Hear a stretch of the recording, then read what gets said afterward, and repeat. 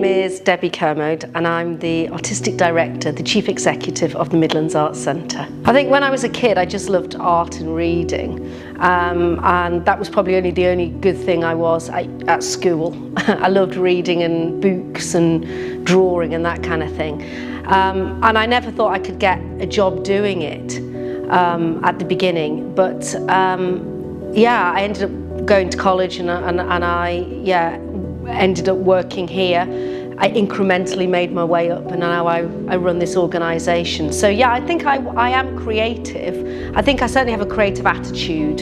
I don't make my own art anymore. Maybe I will do again one day. But I think I certainly have a creative approach to the way that I work with the team and the decisions I make. So both my mum and dad, they left school when they were 14, and one of the reasons that I stayed on at school and did A-levels, no one else in my family stayed on until they were 18, but one of the reasons I did, partly because I didn't know what job I would do, and partly because I thought that I'd have a go at this university malarkey. None of my family had ever been. And so they couldn't really help me. That was quite interesting actually. When you're a young person, maybe your family hasn't had that experience. It's really difficult to find people that have, and really no one around me in my family or even friends had sent their kids to uni. So I just remember talking to the teachers about it really, but I was excited not just about going to college and learning more stuff, because I loved learning. I was excited about going to college and meeting different people. That was really exciting to me. So I remember I applied to Leeds University and I got in. And I have to say I got in with some rather good A-levels, but my GCSEs were terrible. I really messed up. And I think sometimes it's quite helpful to mess something up to then realise how much you want to do it. Do you know what I mean? It kind of scares you a bit. And I thought, God, I don't want to get a job at 18 yet. I really want to go to college. So I worked harder. And so I did go to Leeds and I did art history. And I remember my dad at the time saying to me, because I got a full grant in those days when they had grants, so because of what my mum and dad did, they gave me a full grant, the government, which was fantastic. But I remember my dad saying to me, I'm only letting you do this because you're a girl. If you're a boy, you'd have to go and do a trade or do something else. So I knew that I had to really work hard to prove to mum and dad that it was worth going to university. So during my degree, because I was really hungry to learn more, and I think when I employ people now in my job today, what I look for is a number of things. One, that people are very tenacious, they're really determined to do well. And the other thing that I like to look for is I'm not so bothered about their qualifications. I'm keen to see if they did some volunteering. Have they gone the extra mile? Have they worked in their community? Have they worked in places and perhaps not been paid, or been paid very less? Not very much. So I want to see people that have got good attitude and they do extra really.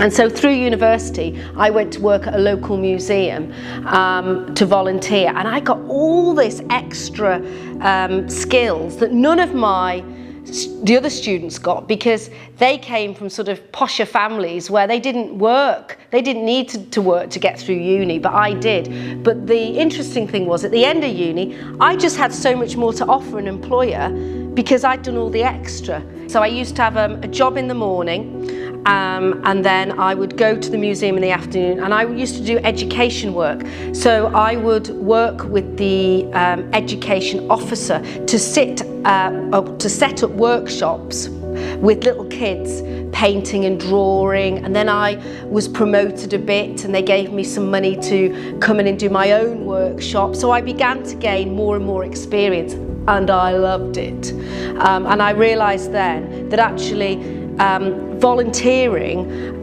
made me realise that I was good at it, that what I needed to do, the extra things I needed to do to get a job. So it was very helpful to do that. I was looking behind the scenes of organisations. I think you have to be really strategic, actually.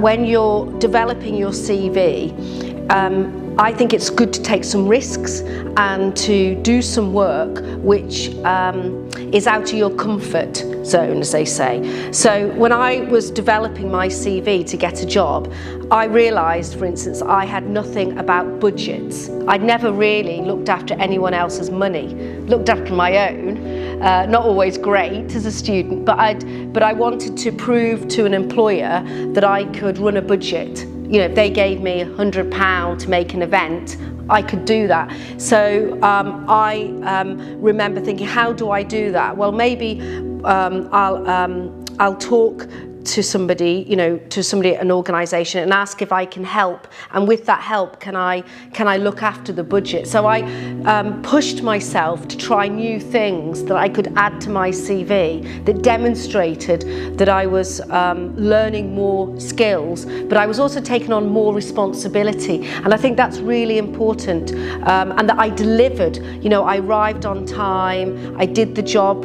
and I was also really good at saying to people, I don't know how that works. Can you tell me again how that works? And I think don't be shy, always ask for help, and you find that people are really enthusiastic.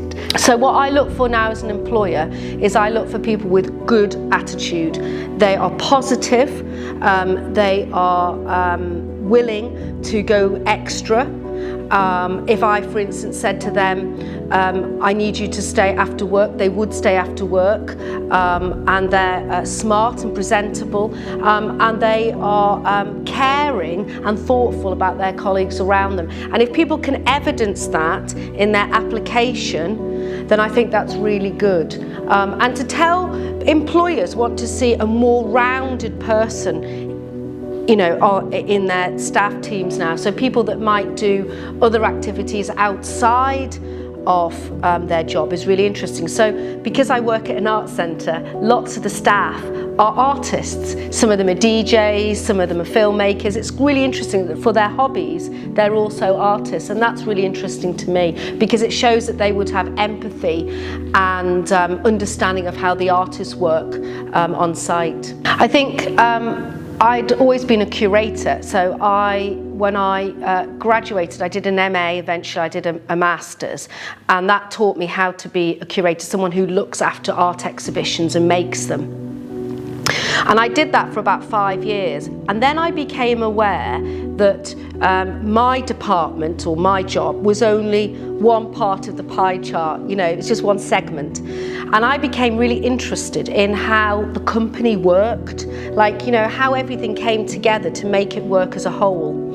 And I remember the boss asked me at the time, when I worked at the Icon Gallery, the boss there said, do we have any volunteers to sit on a panel about career development for young people? And I thought, oh, well, that's not about art exhibitions, but I'd really like to do that. So I took on more responsibilities outside of my knowledge, as it were. And so I volunteered, as you might say, inside my organisation at the time, and I began to, like I said, just become more aware of how the company was, how it operated, and that interested me. And then because of that, I then asked my boss if I could go on very particular training courses. I really wanted to know how health and safety worked, and all of these things you'd think, well, that's not very interesting, but again, strategically I thought, oh, it'd be really helpful if I knew much more detail about the business. And so I began to build up my own CV, I suppose, while I was still working in that job. And then I realised that I'd done everything I could in this job. And I thought, well, where do I go next? And I think sometimes you have to leave the company you're working at, even though they've been great to you and they've given you all these chances.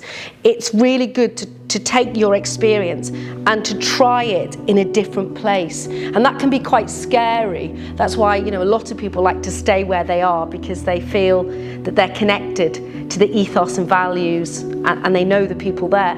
But sometimes it's good to move so that you can try out those new things in a different setting. And that's what I did. And every time I moved, I took on just a little bit more responsibility. It might be bigger budgets, or it might be that I had an assistant now. It wasn't just me on my own. So it was sort of incrementally, I began to take on more responsibility. And here I am now, 200 people, and it's a 5 million turnover. So, you know, I started on my own with a £100 budget, probably when I was in my 20s. So you can sort of see, you begin to gain more confidence about the level of risk that you're you know, organising.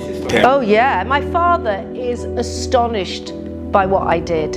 Absolutely astonished. He says he doesn't know how I sleep at night. And I said, well, but Dad, you've taught me. You know, Mum and Dad used to go to work, you know, leave the house at 6:30 every morning. You know, they taught me hard work. And sometimes with all jobs, it's just about the level of commitment you're willing to give, isn't it? So I think, yeah, certainly. I would say own it. You know, you have every right, makes me quite emotional actually saying this, you have every right to be the very best you can be. You can run anything, and you can, if I can do it, anyone can do it. All you need to do is have a really positive attitude, don't give up, and ask people for help. Ask people like me, ask other people in the sector to help you, but know that you can do it. And don't worry about failing here and there. We've all messed up along the way, but just be tenacious, keep going, and be strategic. Think about how you can make the next step up, and you'll do really well. But ask for help. People like Creative Alliance, they're here to help you go forward in your careers.